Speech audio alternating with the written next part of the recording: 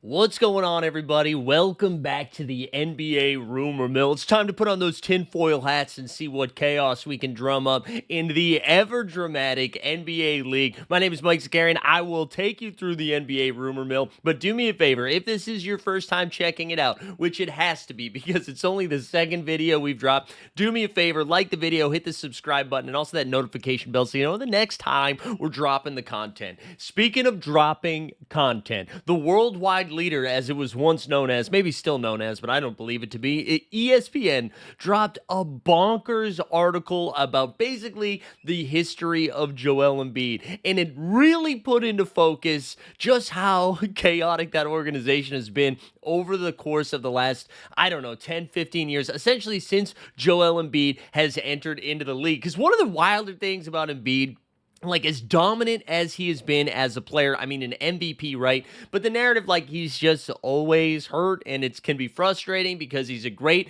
for small stints of the season, and then inevitably he gets hit in the eye or a knee or a foot or something, and then when we get to the postseason, he's at 40%. The Sixers fall apart. Last season, just the season from hell, right? They get Paul George. All of a sudden, they're supposed to be East contenders along with the Bing Bong Boys of New York and the Boston Celtics, and then from out the gate, they were just straight garbage. So, but to go through this article, a couple of things that stood up.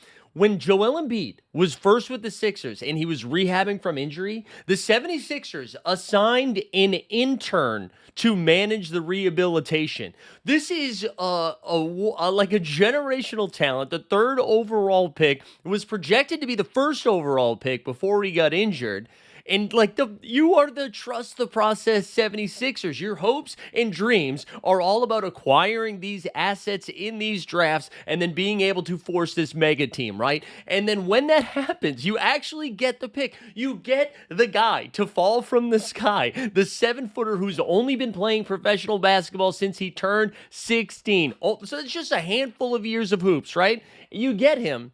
And then some like pimply 22-year-old is now responsible for making sure that foot heals properly. We're talking about a 7-footer's foot. What are we doing, the 76ers? Some other things that I just forgot happened. You remember Brian Colangelo, president of basketball operations, way back when for the 76ers? Remember the dude who had the burner account that kept defending the collars that he was wearing on Twitter? I forgot all of that. His burner accounts, the way that he was talking trash about Embiid on social media under different accounts like he was Kevin Durant.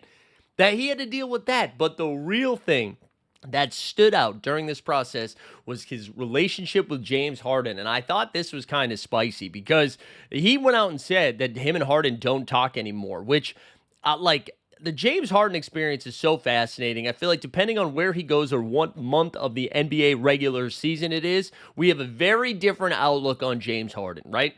Harden goes to, carries Houston year in and year out, these big 30-point performances, but in Houston's most historic playoff run where they come all the way back against Doc Rivers and the Clippers with the Rockets' backs against the wall, Harden's on the bench, and it's Josh Smith hitting with a tween and a three, right? Then he goes to Brooklyn. Similar stuff where just can't be healthy during the playoff run. That situation falls apart. He goes to Philly. In the Philadelphia experience, James Harden led the entire league in assists. Joel Embiid led the entire league in scoring. They had one of the most deadly pick and rolls in the NBA, but when push comes to shove, when it comes to the playoffs, Harden did, in that Boston series, did have two massive games to almost steal that series from Boston, but then he fell apart in Game 7. Embiid was not 100%, was not healthy, right? I believe he missed a game or two in that series. And now apparently they don't talk to each other anymore. And it just makes me wonder, what is going on in the 76ers culture, right? From trust the process 10 years ago to now, even this past season, if you remember, right? Two wild things happened this past season. Embiid, their reporter, I think it was Keith Pompey, I believe his last name is, he references his brother passing away in an article talking about Embiid's play, which is batshit anyways. That shouldn't happen. That's terrible. That's absolute horrible reporting, right?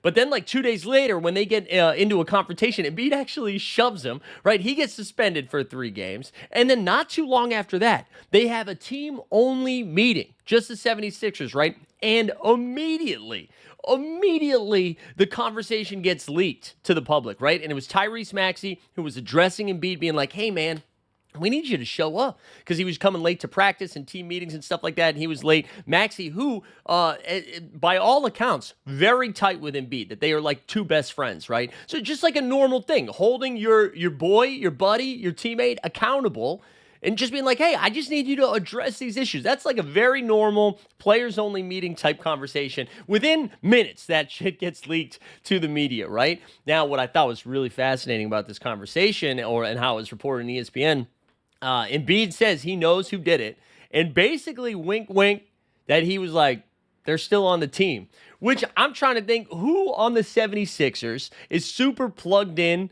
to the NBA media, to the narratives of it all, right? It's not Maxey. Maxey's the one that had the conversation with Embiid. They have a good relationship, not Maxey, right? McCain, too busy filming TikToks. We know it's not McCain. Kyle Lowry's too old for this, right? He's not doing it. Kelly Oubre's too pretty for this. Podcast P, though, Paul George, tight with a lot of the sources, right? Anytime there's some Paul George news, you got Chris Haynes or Shams breaking it pretty quickly. I got to tell you, that relationship doesn't seem so rosy. So let's put on our tinfoil hat, and we got to pay attention to the Paul George, Joel Embiid relationship this upcoming year. So that's the 76ers drama. We got some Phoenix Suns Bradley Beal drama. For the second time this NBA season, a star is just cut from the NBA team, right? We saw Milwaukee do this, and I'll bring up Milwaukee for a reason. Milwaukee waves Dame. They're like, hey, listen, Dame, appreciate you being here. We'll put a Twitter graphic out just being like, thanks for everything, baby. We're going to pay you to just not be here for the next 5 years, if that's cool. The Phoenix Suns did the same exact thing to Bradley Beal. And then Bradley Beal, the second it happens, in the same announcement, the announcement of him being waived and released by the Phoenix Suns, he's immediately scooped up by the Los Angeles Clippers for a 2-year, $11 million deal. That's a great deal for LA, right? They get this guy at $6.5 million. Nope, that's bad math. $5.5 million a year. And Beal makes sense for them, right? That gives them some more scoring after they lost Norman Powell. I am a little concerned that this is like an AARP YMCA team, right? Harden, Kawhi, Brook Lopez, Bradley Beal, like a lot of old heads, Nicholas Batum, a lot of dudes at the back end of their career. But what I thought was nuts about this, one of Bradley Beal's biggest complaints was his role in Phoenix, right? You had Booker, you had KD. They are obviously two all-NBA elite talented scorers. Then Bradley Beal, who a big scorer in himself, obviously earned the max deal with the no-trade clause, right? They're like, hey, man, can you do me a favor? Can you go just sit in the corner and just like chuck threes when you get them? And then when things go south, we will blame you. Is that cool with you? Bradley's like, hey, man, I don't want to do that anymore. But then he decides to go to a Clippers team where he's going to be in the same situation again, right? Harden, when it's the regular season, he's going to be averaging 18 and 12. Ball's going to be in his hand. Leading scorer is going to be Kawhi. Now, Kawhi might have that knee of cheese and isn't able to play 70-plus games, so maybe that's why Beal comes in. But in crunch time, when push comes to shove, when the game is on the line, Bradley Beal's going to be in the same role that he was in Phoenix. And that's why I was surprised. I mentioned Milwaukee. Let's bring the Bucks back into this. I thought for sure Milwaukee would have been top on his list, because you look at the Milwaukee roster and you look at the Eastern Conference, right? Dog do. You get the Knicks and the Cavs. Outside of that, everybody's probably wetting themselves when it comes to the playoff time. You have Giannis Antetokounmpo, top 3 player in the NBA, forever MVP candidate. After that, right, they got Miles Turner, another 5 that makes a ton of sense playing next to Giannis, can rim protect, but also knock down the 3, create space on offense. But the guards or Kevin Porter Jr., Gary Trent Jr., somebody else probably named Jr. Why wouldn't Bradley Beal would step in, immediately be the best backcourt guy? The ball would be in his hands quite a bit. He'd get clean, easy looks, but for whatever reason, decided he didn't want that experience. Now, of course, LA, James Harden is on the Clippers, so when things inevitably do go south for the Los Angeles Clippers, James Harden's on that team. And you know what the media loves to do, rightfully or wrongfully so? Blame James Harden. So maybe Bradley Beal's looking around being like, listen, I'm going to be fine, actually, because no one's going to be thinking twice. They're going to be like, oh, Kawhi's knee. Oh, Harden playoff. It's going to be fine. It's going to be fine. But let's stay in L.A. Let's do the third topic here. So more LeBron James news, because LeBron James is honestly, if Stephen A. Smith was an athlete, he'd be LeBron James. And I say that because it's main character syndrome all the time. Needs to be about them. So LeBron, we mentioned this yesterday, signs opts into his $50 million and then immediately is like, hey, you know what? I'd like to be on a different team. Awesome, LeBron. You know what you could have done? Not opted in and been on a different team. Now it's kind of like Dave McMenamin of ESPN reporting, Dan Wokey of Yahoo, I believe it's Yahoo, right? Or The Athletic. Apologies, Dan. Came out and said, like, you know what? The most likely scenario is LeBron is still playing in LA. No kidding, because he opted in. But now it's like, well, LeBron's frustration actually stems for how the front office has handled stuff since Russell Westbrook's departure. This is like the I think you should leave meme, the hot dog meme, where Tim Robinson's like, we're all trying to figure out the guy who did this. Yeah, it is you, LeBron. It is you. You had just won the NBA title. Now, granted, enter the asterisk, right? Because it's a bubble title, the Mickey Mouse Championship that nobody likes to give credit for.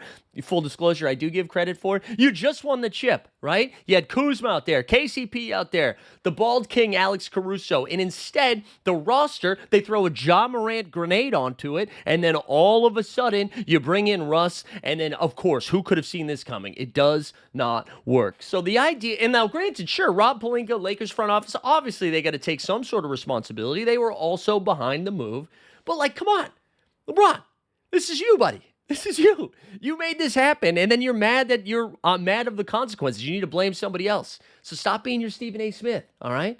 All right, be LeBron James. But that's going to do it for today. That's the drama. That's the rumor mill going on. If you made it this far, do me a favor. Like the video, hit the notification bell, hit the subscribe.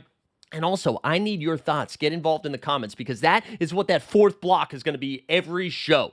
We'll be diving into your comments. What are the rumors you're seeing? What's the goss? What do you want to talk about? Let me know in the comments. We'll get to you at very next episode. We're going to be posting this stuff each and every day. Appreciate you tuning in, and we will see you next time on the NBA Rumor Mill.